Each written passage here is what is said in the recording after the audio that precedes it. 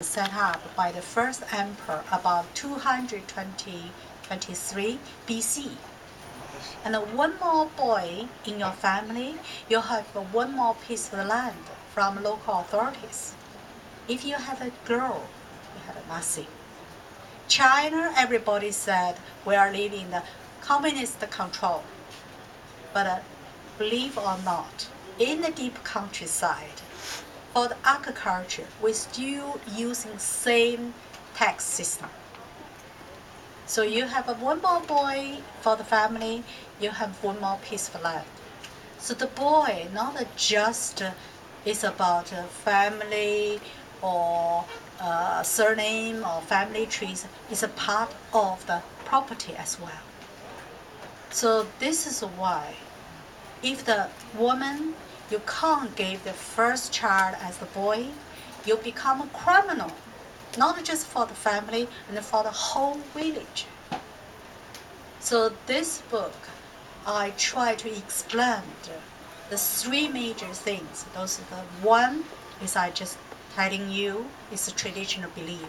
Secondly, I think most of you know China has the single child policy start from 1979.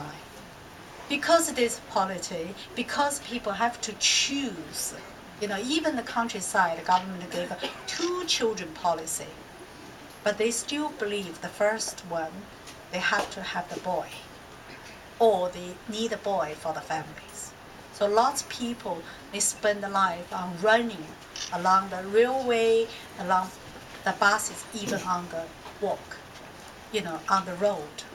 And one chapter about this, I met the family.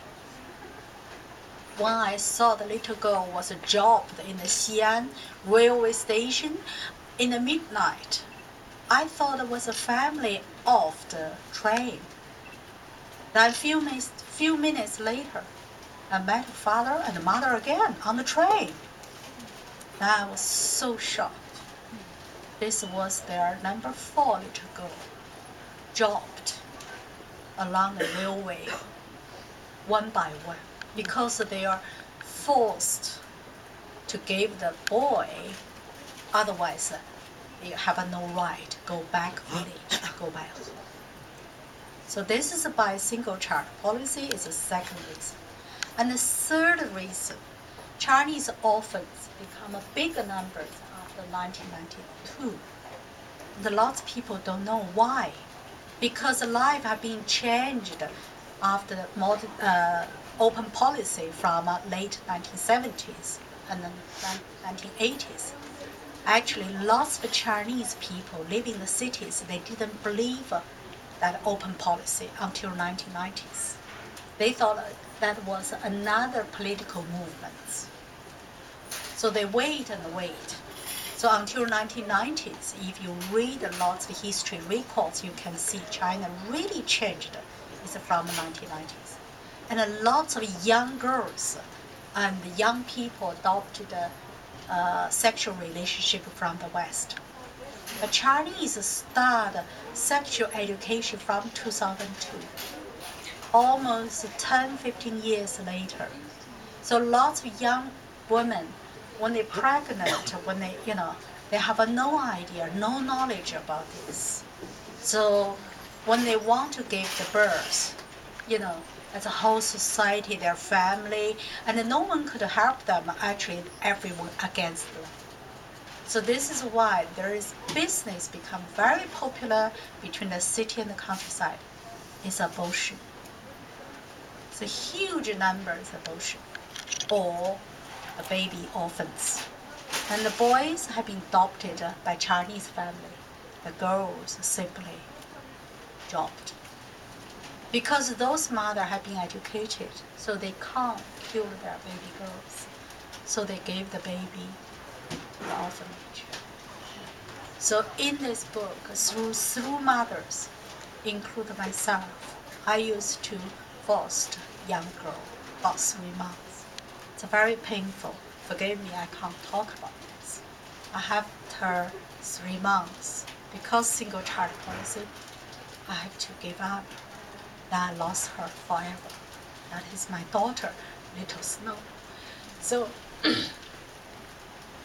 This is why very difficult to talk about this book. Very emotionally, then I tried very hard, not my voice, is how to understand those mothers. Lots of people thought, oh, Chinese mother, they never been educated. They don't care about children. That's not true. Really is not true. I met so many mothers, they never been educated. They ask me same question. Oh, Xinran, those big nose mother adopted our daughters.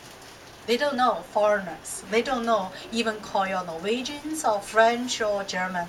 They call you big nose mothers because you have a bigger nose than us.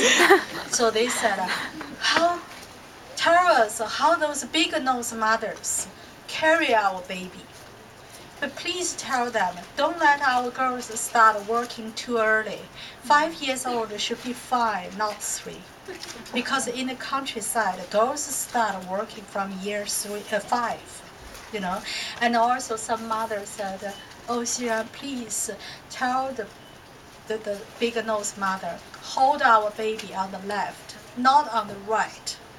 I didn't understand why. And they said, on the right side, the big stranger face, stranger words, our baby girl can't understand. If on the left hand, the heart, the way your heart popping, it's the same sounds for our baby girls. This is I have learned from Chinese mother. If they don't care, how could they think in this way? Actually, since the first day they gave the baby girl away, they have been living that big black hole day and night. Otherwise, they won't think in this way. So that is the book about, and the idea to write the book. All of my writing is not from here. It's from my heart, I don't care people think I'm clever or not, but I do care, can you feel me?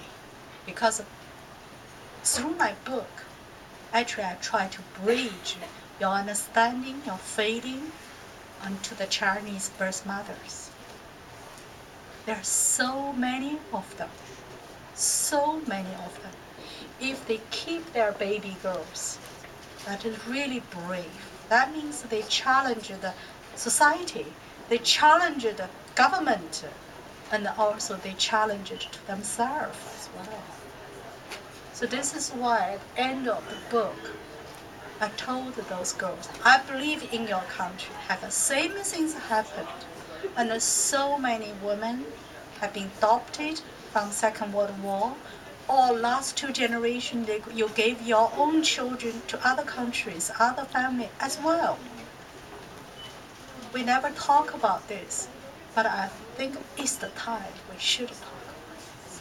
Otherwise, it's too unfair to our grandmothers, to our sisters, to other people. So this is the idea.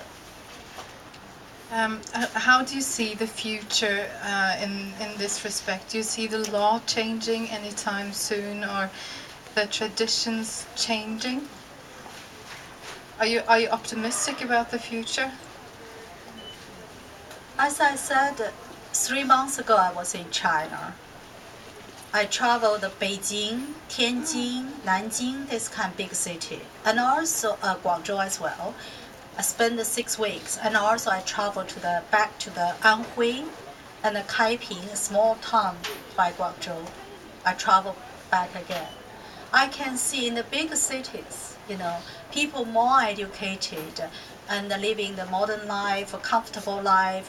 Girls in Shanghai, Beijing, these kind of big cities are much valuable than boys, because lots of boys desperately want to the wife. The people realize that.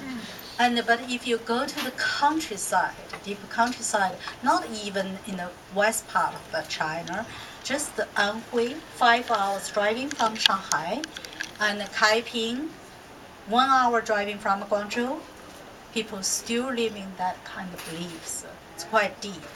And the living condition has changed a lot.